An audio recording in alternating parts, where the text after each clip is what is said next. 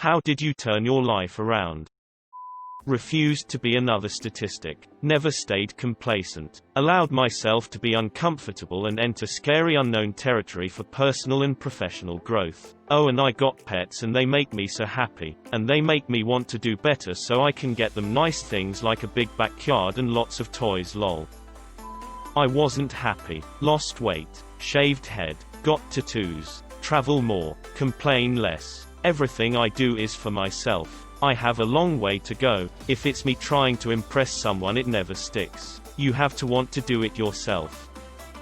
Moving out of my parents' house. I was living with my parents, which is very common thing in India, until end of my med school. I've been in my comfort zone all my life and had everything I need. That led to depression and I wanted to live by myself and to get out of my bubble. Now I can't say I figured it all, but I definitely feel better.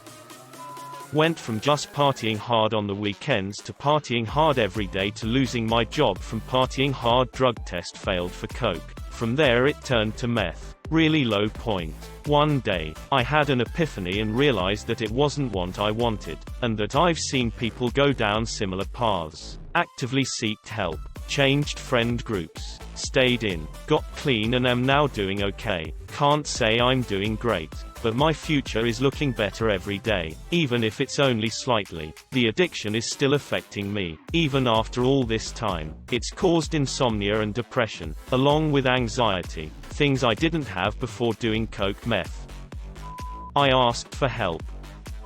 I heavily reduced sugar when I was 21 and started resistance training. 2 years later and I am feeling the best I have ever felt. Have so much energy and self-confidence because I actually like the way I look now. Clothes fit so much better as well. Went to an army psychiatrist who focuses on PTSD. Realized there was more to life than partying and waking up hungover all the time. Decided it's okay to put yourself first no matter what. I don't mean that go ahead and cheat and lie for your benefits. For example, I was seeing this toxic person for some time and I was the one always compromising and making efforts. When things finally ended, I chose to cut off all contact from that person while they wanted to remain in touch for support or validation. I felt bad and selfish while doing it, but starting to feel better about myself now that that person is out of my life. You need to be selfish if the other person is being selfish too.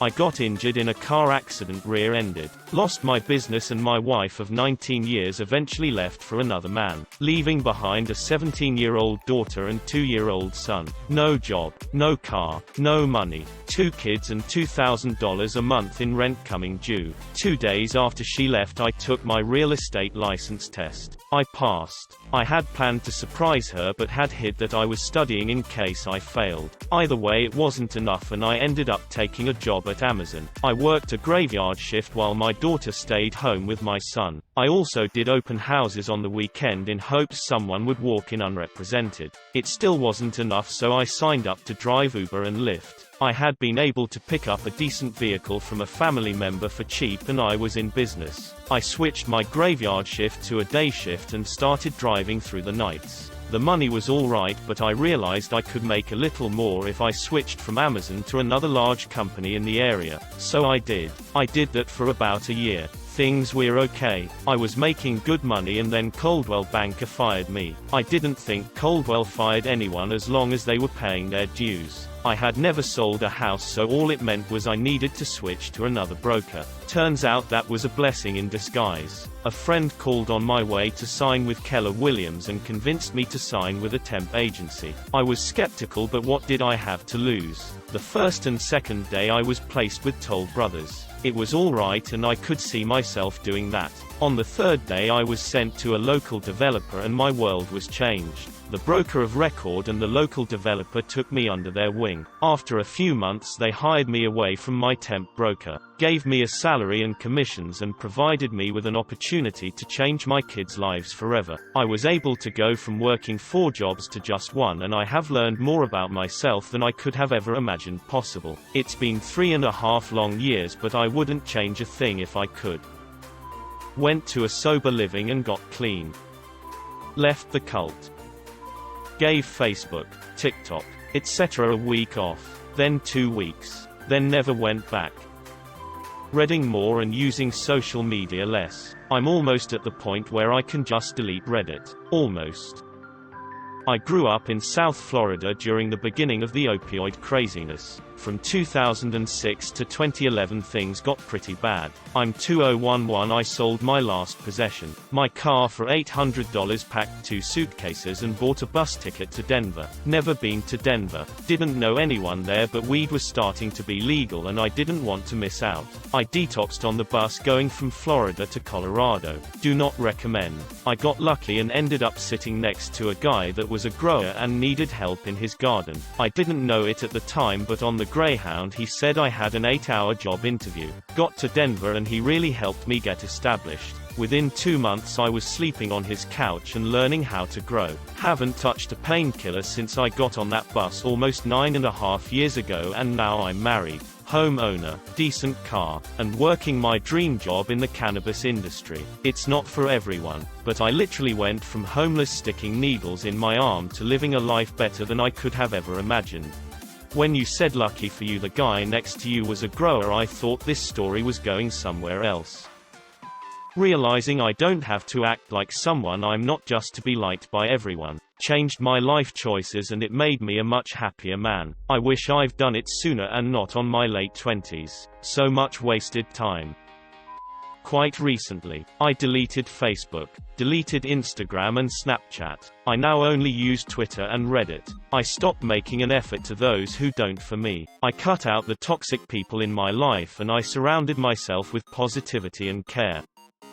Started going to therapy. Slowly realized that I have to think about myself too. Started going to gym, setting boundaries, eating foods I like, and every day I tried to do one thing that made me happy. And I finally got the courage to go to school and study something I actually like. I quit drinking when I was 24, went back to college when I was 26 and graduated at 29. Find a 1996 Honda Civic with a clean title and low miles.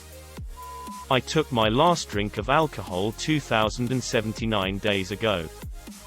Went to the gym. It helped me break out of OCD-induced psychosis and brought me back to reality, and have been going every day since. Had to replace it with exercising in the park during the peak of COVID though.